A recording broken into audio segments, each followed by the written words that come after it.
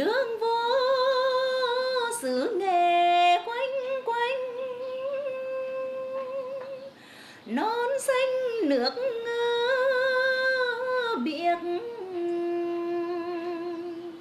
như tranh hoa đô, chừng mênh mang điều vị câu hò, dòng lam dệt nở nhưng vẫn thơ tình.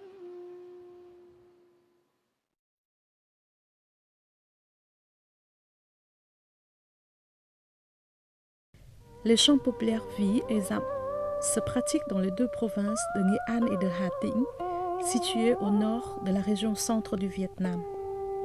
L'origine des chants populaires Ví et Dặm n'est pas encore déterminée, mais cette pratique culturelle se transmet dans la région depuis des centaines d'années. Les auteurs de ces chants si expressifs et à l'identité si forte sont des paysans locaux. Le chant Ví est un type de chant libre.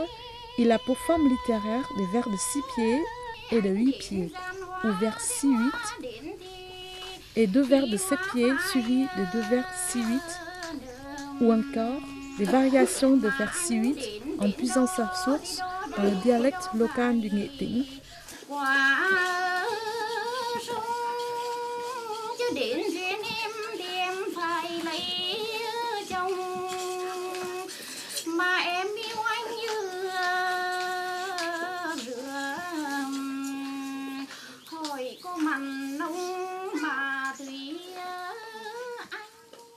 Le chant Dặm emploie des vers de 4 ou de 5 pieds.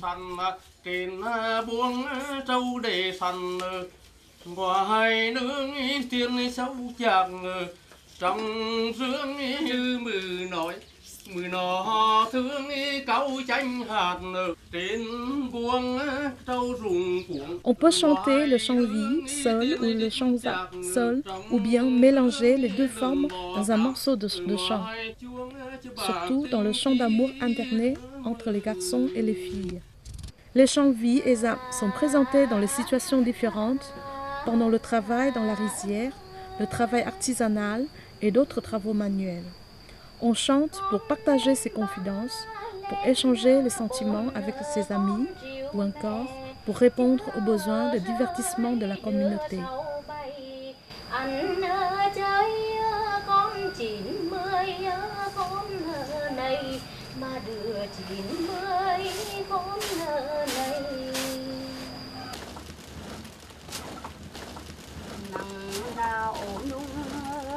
Tự diện gió thập phương loan đinh tiệt đông trì, âm sinh ta than lại với mình nỗi niềm như tâm sự, bao nỗi niềm tâm sự.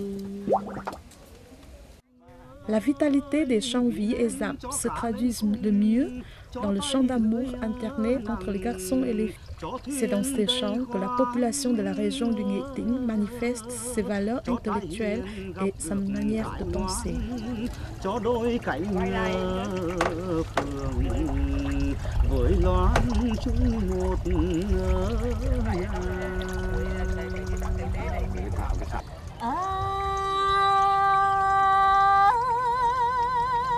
Xuống dưới sông lớn tìm con cá lội, lên núi Hồng Lĩnh hái một trái sim, có thương nhau thì mới đi tìm, bây giờ khắp mặt như kim cặp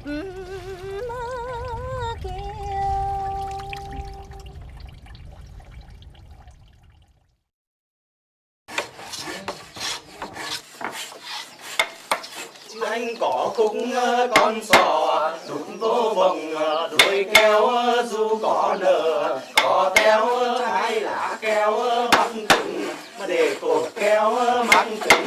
Lá lường long theo huyền mãi vừa mùa hai bên tung lồng đựng kề bên đi nào hai điều tung lồng đôi hai điều ơi lá người ơi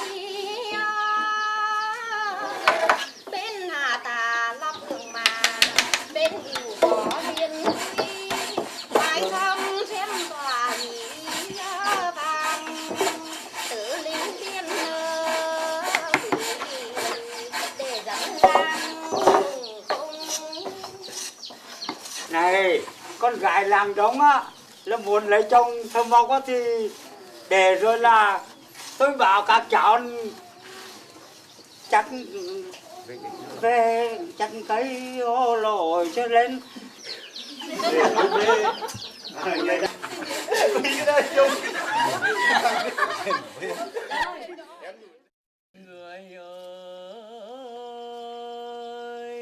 Parmi les chants d'amour, le chant de la corporation des fileuses tisseuses est considéré comme le type le plus spécifique parce qu'il possède la mélodie et la poésie chantée les plus belles. Et cela grâce à la contribution des lettrés des siècles précédents, parmi lesquels on peut citer le grand poète de tous les temps, Nguyễn Du, ou le lettré patriotique Phan Bội Châu. Những ngài ngùng biết nói rằng ơi là bàn tình ơi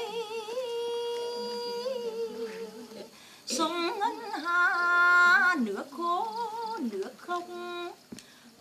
Étant écrits et transmis depuis plusieurs siècles, les chants vie et âme ont intégré des milliers de paroles qui contiennent des valeurs historiques, culturelles et sociales.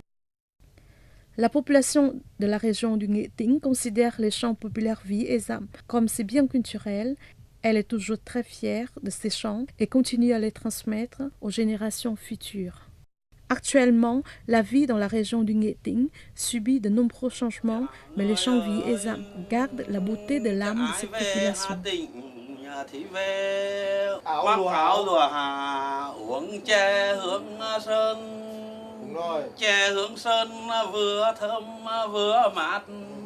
Lụa hà châu phong trắng mượt bóng người cho bốn mùa gạo trắng cá tươi khuyên ai về Hà Tình kẹo bột mai tiếc thơm.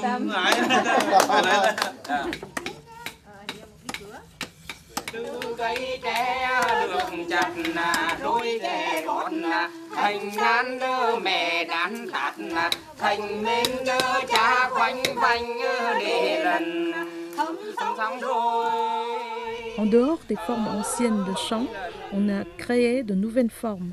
Ainsi, le contenu est devenu plus riche. C'est pourquoi les chants vie et âme occupent une place importante dans la vie contemporaine.